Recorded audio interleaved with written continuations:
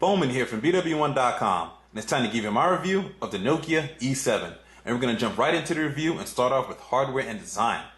Now, that is something Nokia is definitely known for having great hardware and design, and the E7 is no exception to that. The first thing you notice here is a large 4-inch display that's an AMOLED display with a resolution of 640 by 360, and it's a capacitive touchscreen display too. You'll see how well the touchscreen works when we go over software and usability.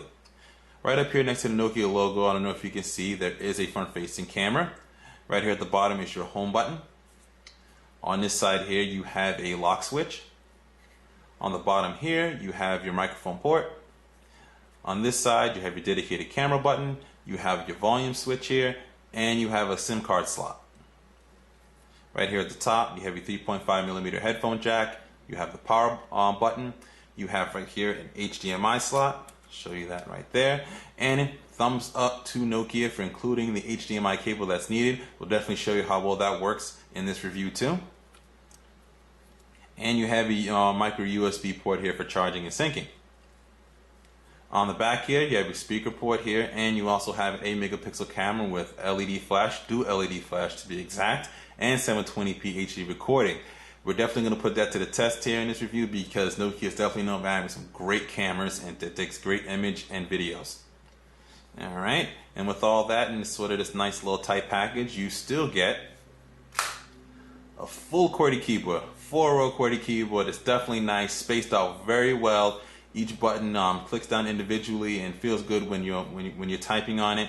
There's a really cool sort of innovative hinge here, as you can see. Reminds me a lot of the old Touch Pro 2's hinge, sort of the way it slides up and kind of stands up like that. You know, you can kind of view content just like that, and it's up at an angle. So if you have it on a table, you can view it. Kind of the way you push it up is sort of the way you used to push up the sidekicks when you used to rotate that way. It's sort of the same idea here too. So that's pretty much it for the externals of the hardware. As far as internals are concerned, you do get Bluetooth 3.0, you get Wi-Fi, you get 3G data speeds, you do get a 1200 milliamp hour battery, you do get 16 gigabytes of internal storage. There isn't any micro SD card expansion slot, however. Nokia says that they really want you to push your stuff towards the cloud, so they have a lot of Nokia's cloud service as well too if you need more storage. Most people 16 gigabytes is pretty much going to be enough, but just in case you need more, you can do that.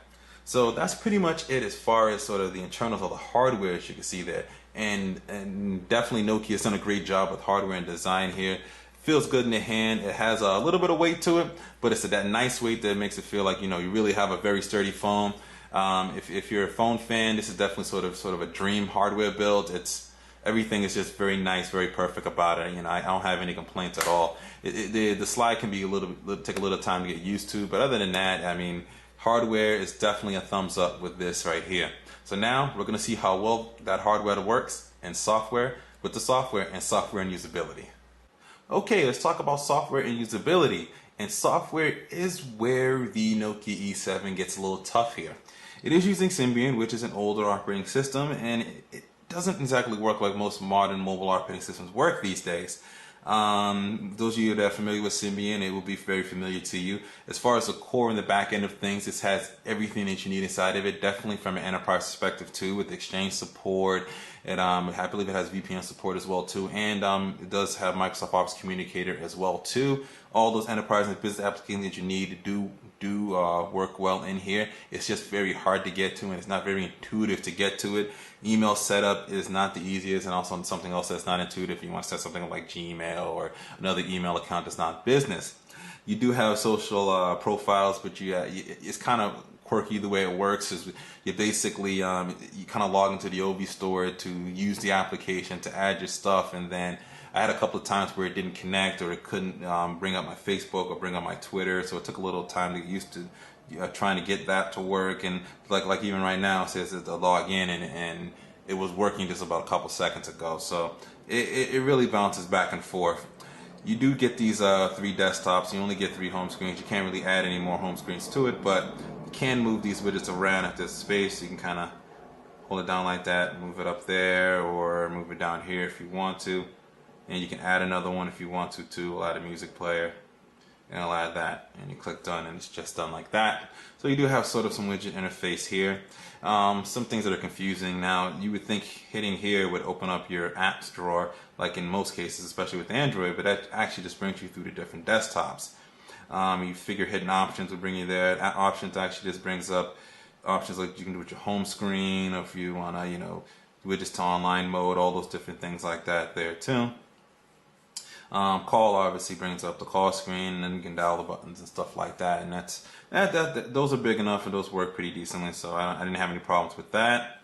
That should bring up your menu. You have to hit that, and it sort of brings you to this old school sort of before touchscreen sort of interface here. And that's kind of what Symbian surrounded around, is that it's really built before touchscreen phones became the popular thing to have. So everything kind of works like that with the touchscreen overlay on it. So it gets a little clunky at times to kind of go through things. You go through your settings, and you gotta, you're taking over here. It looks different from what you had before, and then you want to go maybe into your phone, and then you have these list of things. As you can see, it just gets deeper and deeper and deeper just to get to something that should be much simpler to get to. And we can look here. Here's your applications. This is where your application is located, and we'll install from Angry Birds. We have OV Maps, video editors, and stuff like that inside of here too. But your tools are here as well too. Your phone setup, DVI sync, my Nokia. But you can see it's just like you gotta do a lot of clicks, a lot of digging around to get to different places. It's really just it's not that it's unorganized. It's organized. It's just that you're not used to it now with a lot of the modern OSs like iOS and iOS, even BlackBerry for the most part, and even Android just don't kind of work like this. This is sort of just old school. And if you're old school and you haven't had a smartphone yet, and you're kind of bumping up into this might be a little bit more intuitive for you.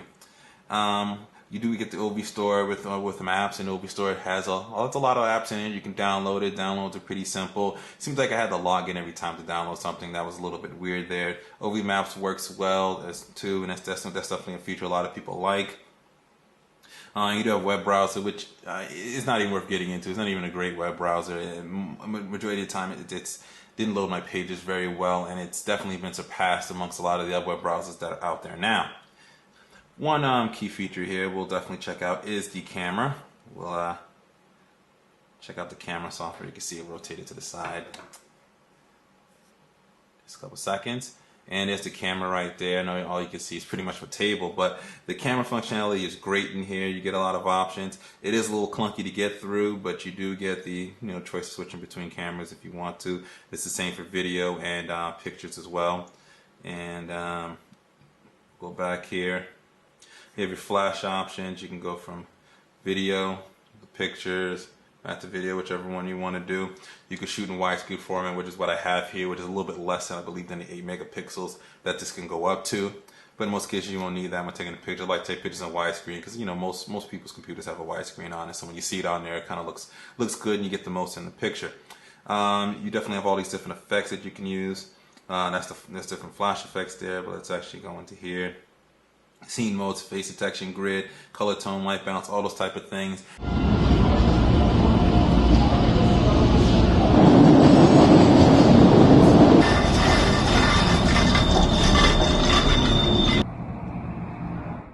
Now that you're seeing how well the picture and video quality is, it's definitely excellent and very impressive for a mobile phone here. I'm going to show you how you can pretty much take that content and put it on your HDTV with the included HDMI cable. Okay, one of the cool benefits that the Nokia E7 definitely has is the HDMI cable. It allows you to plug it into an HDTV and basically control your phone and see all the content right on the TV here. So as you can see, whatever you do on the E7, which I have plugged in here, will show up right here on the screen. A little bit of delay, but not too bad. And we'll actually show some pictures for you here. You can see we have the picture grid here. Check out a couple pictures. There you go.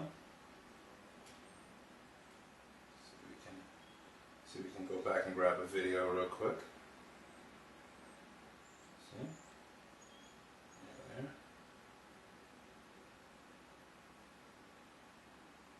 Pretty cool stuff. Play this video here. And it does play back in HD. Okay, folks, we're walking outside once again of the world famous Fenway Park, home of the soon-to-be 2011 World Series champion Boston Red Sox. Okay, as you can see there, pretty much you have mirrored mode when using HDMI, and that was pretty fun to use. The picture and video quality looked great. Definitely check out the pictures that we have at BWOne.com. The link is in the description here.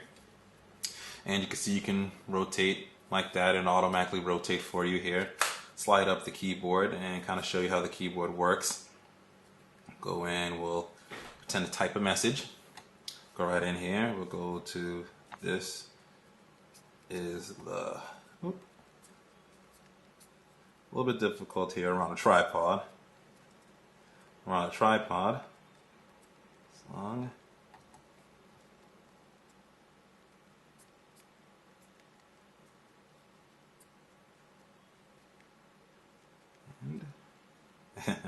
This is the song It Doesn't End is what I typed there. It's a little bit difficult to do with the camera sort of around a tripod here.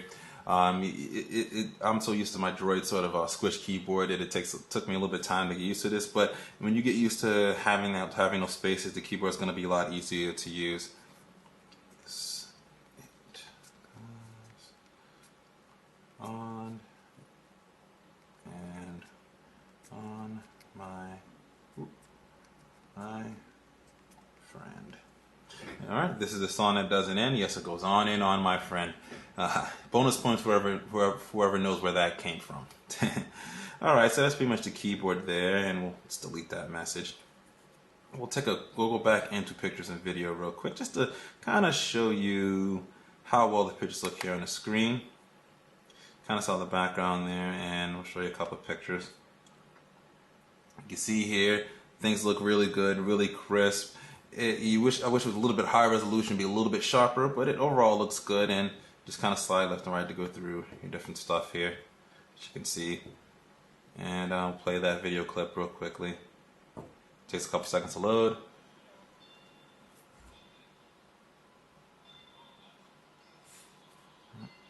Turn it up a little bit here.